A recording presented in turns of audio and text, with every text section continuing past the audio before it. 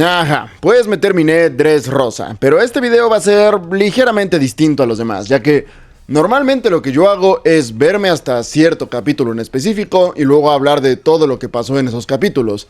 Sin embargo, ahora, aunque ya me terminé todo Dressrosa hasta que dejaron la isla, pasaron demasiadas cosas como para ponerlas en un solo video y que dure menos de 3 horas. Así que este video lo voy a enfocar principalmente en dos personajes, Sabo y Usopp. Pero no se preocupen, ya después hablaremos de todo lo demás que ocurrió aquí y de todos los demás personajes, porque Dressrosa me atrevo a decir que es, después de Marineford, el arco más importante de One Piece hasta ahora. En serio, lo que pasó aquí tiene que ser sí o sí un parteaguas. Así que ya que tenemos tanto de qué hablar, no perdamos más el tiempo y comencemos de una vez. Y comencemos por el personaje que más ganas tenía de ver desde hace rato. Hablemos de Sabo. A ver, Sabo realmente no tuvo tantísima participación, pero su sola presencia aquí ya es interesante, ya que por primera vez tenemos participación directa del ejército revolucionario en los eventos principales de la trama. Estos tipos ya se habían mencionado desde Water 7 y algunos de sus miembros han aparecido y han tenido cierta importancia en la trama, como es el caso de Ivankov, pero esas eran participaciones individuales, actos de esos personajes en específico. Sin embargo, el ejército como organización realmente todavía no había intervenido en ninguna de las sagas que hemos visto. Pero aquí Sabo aparece no solo como un personaje por sí mismo, sino como un miembro del ejército revolucionario trabajando en una misión para estas personas. Conseguir la fruta era el objetivo personal de Sabo, pero él no vino hasta Dressrosa solo por la fruta. Él vino con todo un escuadrón porque estaban investigando todo el tráfico de armas de Doflamingo. Y esta saga era perfecta para que el ejército hiciera su aparición, porque siendo un grupo que busca derribar al gobierno, Doflamingo sí o sí tenía que ser un objetivo prioritario, es decir, el tipo está metido en todo. No puedes tumbar al gobierno sin tumbar a Doflamingo primero. Y bueno, ya que hablamos del equipo que acompañaba a Sabo, la sorpresa de la saga fue Koala, la niña del tráiler de Fisher Tiger. Ahora es miembro del ejército revolucionario y compañera directa de Sabo. Qué pequeño es el mundo, ¿eh? Y esto no podía ser de otra forma, porque después de lo que le pasó a esa niña, no había forma en la que no intentara oponerse al gobierno. Ella sí o sí tenía que acabar con esta gente, no había opción. Eso sí, todavía me falta más historia, porque si bien no creo que sea 100% necesario conocer el momento exacto en que se unió al ejército, sí es un flashback que me gustaría ver. Quiero ver plasmado ese momento en que después de regresar con su familia y ver cómo traicionaron a los Gyojin, dijo, este sistema es una mierda, me voy con los revolucionarios. Quiero ver ese momento en pantalla. Pero bueno, la presencia de Koala, a pesar de ser interesante, realmente no hay mucho que comentar, ya que no hace tanto aparte de ser parte del equipo de Sabo. Así que volvamos con nuestro rubio favorito, que ya no tiene la voz de Naruto. Eso me parece que fue un desperdicio, pero ¿quién soy yo para decirle a los directores de casting cómo hacer su trabajo? Pero bueno, como ya saben, yo ya estaba spoileado de que Sabo seguía vivo. Así que la mayor pregunta que tenía con el personaje es ¿por qué no fue a ayudar a Ace a Marineford? Y la respuesta es una mierda. La amnesia es la salida fácil, lo más gastado que existe. Pero, a ver, tampoco culpo a Oda por esto. Lo cierto es que habría sido casi imposible crear otra explicación sin que se sintiera ilógica o extremadamente rebuscada. Aquí o era darle amnesia o hacer que quedara varado en una isla durante años. Así que no me voy a quejar de esto, pero sí voy a señalar que toda esta situación no hace más que reforzar mi teoría de que Sabo no era ni de chiste un personaje que estuviera planeado desde el inicio de la obra. De hecho, viendo cómo se están dando las cosas, tengo la certeza de que Sabo fue creado como una especie de reemplazo para Ace. Sospecho que Oda originalmente no tenía planeado matar a Ace en Marineford. Sin embargo, cuando decidió hacerlo, se vio en la necesidad de crear un personaje que llenara el vacío que Ace iba a dejar en sus planes futuros. Lo cual no solamente explica la aparición repentina de este segundo hermano de Luffy, sino que también explica por qué la muerte de Ace fue tan estúpida. Pero no se me confundan, aunque esto fuera verdad, Sabo no es para nada una copia del personaje de Ace. El tipo tiene historia, personalidad y objetivos totalmente distintos a los que tenía Ace. Eso por no mencionar que su personalidad también es diferente, empezando porque Sabo sí piensa. De hecho, yo tengo mis esperanzas puestas en que Sabo sea todo lo que Ace no fue. Porque como saben, mi mayor decepción con One Piece ha sido el personaje de Ace. Yo desde Alabasta le tenía una fe tremenda y al final el pendejo no hizo nada relevante aparte de dejarse matar como un idiota. Eso sí, tremendo diseño tiene, vean nomás qué figurón, me encanta. Pero Sabo tiene todas las características para ser un elemento mucho más importante en la trama. Para empezar, es bastante más inteligente que Ace, o al menos eso parece. Es además miembro de una facción que claramente va a tener una importancia mayúscula en el final de la historia. Y encima, y esto tal vez sea una opinión polémica, pero yo la debato con quien quiera, Sabo es claramente más poderoso que Ace. Tiene que serlo, porque mientras que Ace era completamente dependiente de su fruta, Sabo desde antes de obtener el poder de fuego ya dominaba el Haki y era capaz incluso de enfrentarse a uno de los oficiales de Barba Negra. Mientras que Ace, por su parte, si bien sabemos que tenía Haki porque se nos dice explícitamente, nunca vemos que lo usara de forma competente. Y ahora Sabo tiene ambos, tanto un Haki avanzado como el poder de la fruta Fuego. Aparte de que parece ser bastante más agresivo, es decir, aquí por poco mató a un vicealmirante de forma bastante sádica. El tipo se nota que desprecia a la marina. Pero entonces, ¿qué tan fuerte es Sabo en términos generales? Pues, considerando que se aventó un cara a cara contra un almirante, yo diría que está bastante arriba en la escala de poder. De hecho, sabemos que los almirantes son bastante más fuertes que Doflamingo. Así que me pregunto, ¿acaso Sabo habría sido capaz de derrotar a Doffy de habérselo propuesto? Bueno, creo que esa pregunta es un tanto difícil de responder, ya que yo dudo mucho que Fujitora haya combatido con todo su poder. Y es que estos dos tuvieron una conversación interesante. Y es que al final estos dos no concluyeron su pelea, sino que Fujitora dejó ir a Sabo.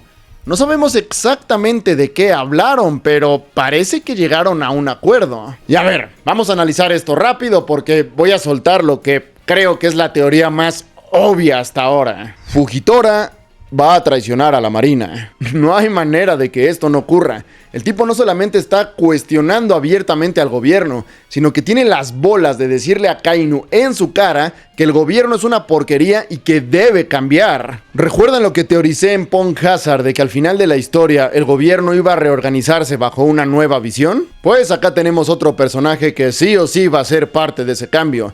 Y no es coincidencia que Oda nos mostrara un flashback de Fujitora hablando con Smoker, y que de hecho fuera Smoker quien le advirtiera de la corrupción del gobierno, indirectamente dándole la idea de hacer esta declaración pública que desafiara los intereses del alto mando. Papá, esto lo puedo ver clarísimo. El gobierno se va a fragmentar, y cuando ese día llegue, Smoker y Fujitora van a liderar la facción disidente. La guerra civil de la marina es inminente, no hay forma en que esto no ocurra. Y ya que hablamos tanto de Fujitora, qué personajazo, señores, de veras. No le voy a dedicar mucho tiempo porque esto fue únicamente su introducción y realmente no sabemos prácticamente nada de él. Pero el hombre tiene un potencial enorme porque tiene un código de honor similar al de Smoker, con la diferencia de que este sí tiene el poder y el rango para hacer cambios de verdad en la marina. Y empezó pisando fuerte porque, para empezar nomás, ya declaró que tiene la intención de abolir a los Shichibukai.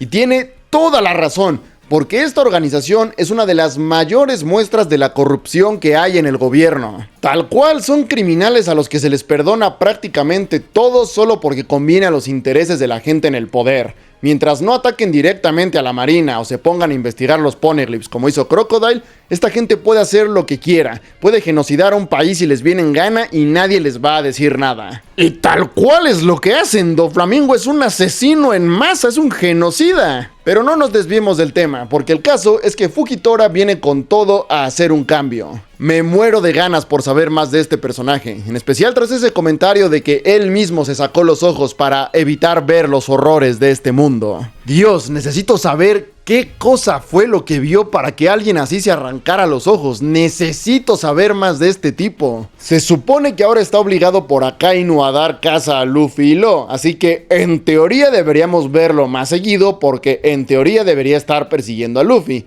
Pero no creo. Este señor tiene toda la pinta de que se va a hacer el loco con eso de capturar a Luffy. No creo que atraparlo sea algo que le interese en lo más mínimo. A este señor, por desgracia, no creo que lo vayamos a ver hasta que haya otro evento grande. Y siendo que Dressrosa para mí es un evento que tiene que ser un parteaguas, pues sospecho que los siguientes arcos vendrán un poco más tranquilos porque hay que recuperar el aliento. Pero bueno, estábamos hablando de Sabo, y este señor fue una de mis partes favoritas de todo el arco. Disfruté muchísimo verlo en acción, aunque sí tengo un pequeño problema con él. Y es un problema que viene desde su concepción misma como personaje. Y es que, como dije, que no haya aparecido hasta ahora siendo quien es, simplemente no tiene sentido. Aún con el tema de la amnesia. Y es que el problema aquí es que Sabo es alguien muy importante. Se nos dice que es el segundo al mando del ejército revolucionario. O sea, después de Dragon va Sabo. Es el segundo más importante de esta facción. O sea, que es un rostro muy conocido y que seguramente tiene una gran recompensa. Así que con estas características es imposible que Ace no estuviera al tanto de su presencia. Que Luffy no lo supiera tiene sentido porque es un menso que ni siquiera sabía quién era Dragon. Ese tipo vive en una burbuja, pero Ace era mucho más consciente del mundo en el que vivía, aparte de ser miembro de alto rango de la tripulación más poderosa del mundo en ese momento. Por lo que es imposible, totalmente imposible, que no supiera quiénes eran los líderes del ejército revolucionario. Simplemente no hay manera, es un huecazo argumental que Ace no haya escuchado sobre Sabo. Sin embargo, dado que nunca lo mencionó ni tampoco lo fue a buscar, pues es de esperar que Ace jamás se enterara de que Sabo seguía vivo, y dada la posición de importancia que tiene Sabo, esto simplemente no es posible, es un hueco argumental. Uno que se arreglaba tan fácil como decir que Sabo sí era un soldado del ejército revolucionario, pero no que era uno de tan alto rango. Así que de nuevo reafirmo mi teoría de que Sabo para nada estaba planeado desde el principio. Fue creado en el momento en que se decidió que Ace tenía que morir. Pero bueno, esto es un error, pero tampoco es algo que dañe la historia, así que no le voy a dar más vueltas. Por ahora lo que más me interesa es saber cuándo lo volveremos a ver. Siendo miembro del ejército revolucionario, es de suponer que solamente se involucrará en cosas que afecten directamente a la rebelión. En Dressrosa estaba porque todo el tema del tráfico de armas le estaba complicando la vida al ejército. Sin embargo, de aquí en más únicamente debería aparecer en lugares y momentos donde pueda golpear directamente al gobierno. Y justamente hay un lugar y momento que se viene mencionando desde la isla Gyojin. Desde esa saga se mencionó que se acerca una cumbre con los gobernantes de los distintos países del mundo. Y lo que se vaya a discutir en esa reunión, de momento no lo sabemos y tampoco nos importa. Lo que sí sabemos es que esto parece ser un momento importante para el gobierno mundial, y dado que lo vienen ticiando desde ya hace varias sagas, es de suponer que esto va a ser un momento importante para la historia, y muy posiblemente a esta cumbre Reviere, Riverí o lo que sea, se le va a dar una saga completa, o por lo menos un arco. Y ese es el momento perfecto para que Sabo participe. Pero no solo para que participe, sino para que directamente protagonice. Y es que todo depende de dónde se va a llevar a cabo esta reunión. Porque si esto es en una isla random por ahí, pues es de esperar que casualmente coincida con la visita de Luffy y compañía a la isla y sea una saga normal protagonizada por el protagonista. Pero si la reunión es en Marigoa, de momento no hay un motivo para que Luffy se regrese para allá. Así que podríamos estar ante un arco que estaría protagonizado por personajes secundarios. Muy seguramente por Sabo y su equipo de revolucionarios. Y yo genuinamente espero que así sea porque amo cuando una serie se distancia momentáneamente del protagonista para centrar la trama en otro personaje. Siento que hace que todo el mundo se sienta más vivo cuando pasan cosas importantes aunque el protagonista no tenga nada que ver. Pero bueno, para eso vamos a tener que esperar porque Sabo se fue volando en unos cuervos o algo así. Así que pasemos al otro personaje que se robó el show aquí. Usopp. God Usopp, para ser exactos. Yo sabía que se venía un momentazo para Usopp, y así fue. Siento que en estos videos no le he dedicado suficiente a Usopp como se merece, porque si bien el personaje a veces es medio desesperante, también muchas veces ha sido la maldita cabra. Y esta fue una de esas ocasiones, sin duda. Pero antes de hablar de Usopp, hay que hablar de Dressrosa y lo que pasa aquí. Porque lo que se vive en esta isla es una auténtica historia de terror al estilo de no tengo boca y quiero gritar. Lo de los juguetes puede que lo pasen por alto porque está todo colorido y chistosón. Pero si lo piensan por 5 minutos, se van a dar cuenta de que es una pesadilla realmente abominable. Es decir, la esclavitud ya es algo bastante jodido de por sí. Pero esto es 10 veces peor. Porque un esclavo, ok, es obligado por la fuerza a hacer algo, quiera o no. Pero al final del día sigue siendo él quien controla su cuerpo, quien decide qué hacer con sus manos, por así decirlo. Sin embargo, la gente convertida en juguetes no tiene ni siquiera eso. Se convierten en pasajeros dentro de sus propios cuerpos. Lo único que pueden hacer es observar desde adentro cómo se mueven sin tener el más mínimo tipo de control o poder de decisión. Son simplemente una conciencia que observa, sin poder parar nunca, sin poder siquiera respirar o sentir algo, nada. Son pasajeros en su propio cuerpo. Piensen cómo sería estar en esa situación por un momento y se van a dar cuenta de el terror y la desesperación que se debe de sentir. Así que tenemos esta situación absolutamente pesadillesca. Y luego tenemos a God Usopp, un tipo que está haciendo todo lo posible por no verse involucrado, que simplemente quiere salir huyendo y no tener nada que ver con eso. Él es la última persona que esperarías que se convirtiera en el héroe y sin embargo lo hace. ¿Y por qué? Porque un grupo de nanitos tuvieron fe en él. Todo el personaje de Usopp gira en torno a la mentira. A donde quiera que va se dedica a inventar cuentos para hacerse ver como más de lo que en realidad es. Y la cosa es que nadie se toma en serio sus cuentos, nadie le cree, todo el mundo sabe que miente. Los únicos que alguna vez le creyeron genuinamente son estos duendes, y por ellos es que Usopp se regresa, se agarra los huevos y se dispone a salvar el día, así le cueste la vida. Y yo lo que esperaba es que se inventara alguna artimaña que lo hiciera ver como un genio tremendo y lograra resolver la situación a puro intelecto. Y si bien lo que pasó no fue ni de chiste tan épico como eso, fue quizás más simbólico. Porque, ¿cómo hizo Usopp para derrotar a Sugar? ¿Cómo responde alguien que vive de la mentira cuando finalmente alguien cree en él? Pues lo hace utilizando la verdad. El tipo se planta, dice su verdadero nombre, confiesa que se inventó toda la historia del héroe legendario, pero dice que nada de eso importa, porque la realidad, la verdad de lo que está a punto de hacer, es mucho más impresionante que cualquier cosa que pueda inventarse. ¡Sublime, hermano! ¡Sublime! Miren, en este canal hablamos mucho del versus de Sanji y Zoro, pero eso es solo un meme que hay en la comunidad sobre cuál de los dos es mejor. Porque si habláramos en general de todos los Mugiwara de quién es el mejor, Usopp se los lleva a ambos de calle. Ya son varios momentos donde el tipo demuestra bajita la mano que es el verdadero MVP de la tripulación. Y esto no solo lo digo yo, esto lo dice el propio Doflamingo.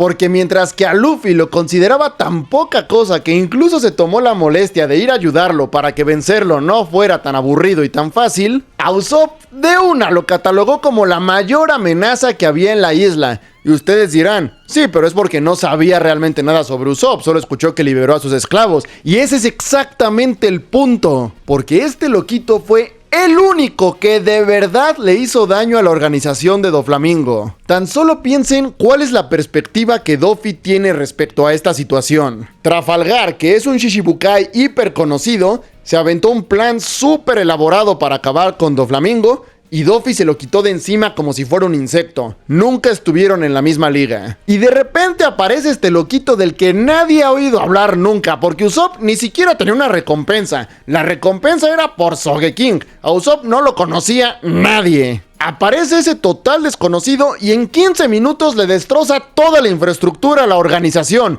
Lo que no pudo hacer Trafalgar Law, que es un Shichibukai con varios recursos, lo hace este señor como si fuera lo más casual del mundo. Esa es la perspectiva que tiene Doffy de Usopp, porque no solo liberó a los esclavos, sino que al hacerlo expuso la verdad de Dressrosa, y eso hizo que perdiera el control de la isla, la cual era el núcleo de todas sus operaciones en el bajo mundo. El golpe que Usopp le clavó a los planes de Doffy aquí es más grande que cualquier cosa que Luffy, Trafalgar o la Marina le hayan hecho juntos. No es coincidencia que para el final de la saga Usopp tuviera una recompensa más alta que todos los Mugiwara, exceptuando a Luffy y Zoro. Es literal el tercero más buscado de toda la tripulación. Pero si eso no fuera suficiente para demostrar por qué Usopp es tan importante, liberar a los esclavos le consiguió a los sombreros de paja un ejército sin los cuales habría sido imposible derrotar a Doflamingo. Y por si eso no fuera suficiente, al final de la saga, varios de estos guerreros se convirtieron en miembros de la flota de sombrero de paja. Así es, no miembros de la tripulación, sino parte de una flota. Es decir, gracias a Usopp, Luffy ahora tiene varios barcos de subordinados dispersos por todo el mundo,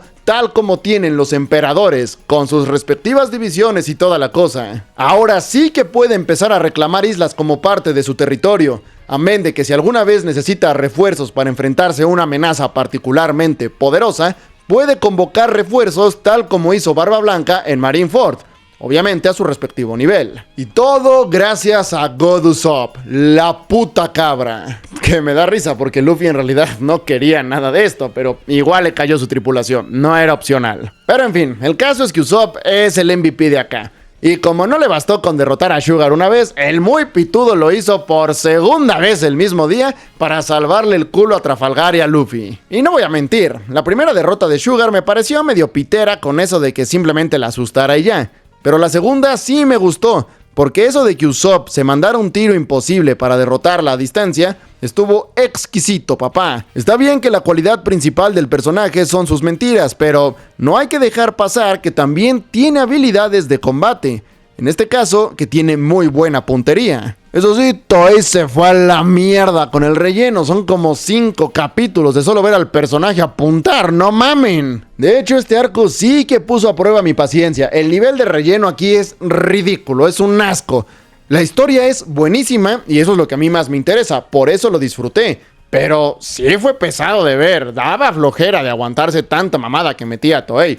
Tan solo el pendejo flashback de Kiros y su hija lo repitieron como 10 veces por capítulo. Desde Obito besando la foto de Rin no veía que repitieran tanto un flashback. Y por eso, díganme, ¿esto mejora en las siguientes sagas o va a seguir igual? Porque a estas alturas ya es 90% seguro que voy a saltar al manga. Porque de verdad lo que hicieron aquí con Dressrosa fue una verdadera pesadilla, fue insultante, un insulto al espectador ese nivel de relleno. Pero bueno, todavía tengo muchísimas cosas que comentar, pero como quería hablar en profundidad de Usopp y Sabo, pues nada, tocó separar el video en 2 partes. En el siguiente video hablaremos de Trafalgar, de Doflamingo, y de Luffy y de muchas otras cosas que me faltaron por comentar aquí. Pero antes de cerrar este video, quiero comentar algunos puntos que llamaron mi atención. Primero, la historia de Kiros y Rebecca me parece bastante genial. La repetición de su flashback es infumable, pero ambos personajes me parece que son unos cracks. Lo que no me pareció tan genial es que a Oda se le acabaron las ideas para poderes de las frutas y ha comenzado a reciclarlos. Porque aquí hay 2 tipos que tienen exactamente los mismos poderes que 2 barrocos en Alabasta. El tipo explosión y la que cambiaba de peso. No es que los poderes se parezcan o que sean similares, no, son exactamente los mismos, idénticos, igualitos. Obviamente estos tipos son más poderosos, pero es el mismo poder. Si me hubieran dicho que los tipos de Alabasta simplemente murieron y estos tipos encontraron sus frutas, pues no habría problema. La cosa es que tenemos flashback donde se nos muestra que estos señores ya tenían estos poderes desde hacía décadas. Así que para evitar caer en un hueco argumental, pues toca decir que no todas las frutas del diablo son únicas.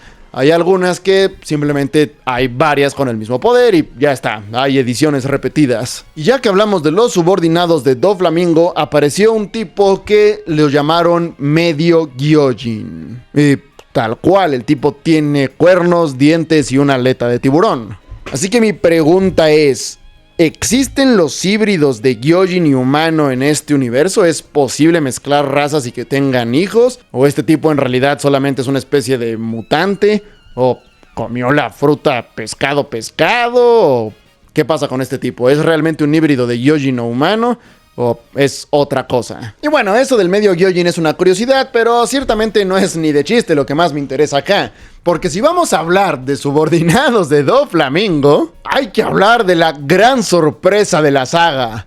Hablemos del señor Pink. ¡Dios mío! No me esperaba esto. Cuando vi a este señor vestido de bebé que por alguna razón tenía a las mujeres locas, pensé que era solamente otro chiste rancio de Oda. Ya saben, el autor tiene un humor bastante absurdo cuando se trata de diseñar personajes. Pero cuando mostraron su flashback y el cómo terminó así... ¡Nah! ¿Qué fue eso, hermano?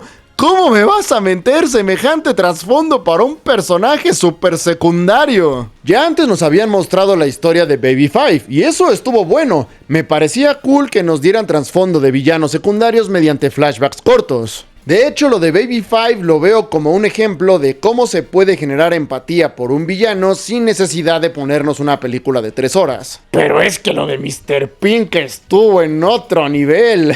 Esa historia de que era un estereotipo del hombre rudo y masculino, que llevaba una doble vida siendo pirata a escondidas de su esposa, y luego su hijo fallece y su mujer queda en estado vegetal, y la única cosa que le hace reaccionar es verlo a él vestido de bebé. ¡Dios mío! Ese equilibrio entre que el tipo se aguante las burlas de su vestimenta solo por amor a su familia, al mismo tiempo que se deja ver cómo poco a poco se ha ido volviendo loco por el dolor de la pérdida, todo esto aderezado con una actitud bastante honorable en cuanto al combate se refiere y unos diálogos bastante buenos y más profundos de lo que parece a simple vista, debo decir. ¡Por favor! Oda estaba muy inspirado ese día.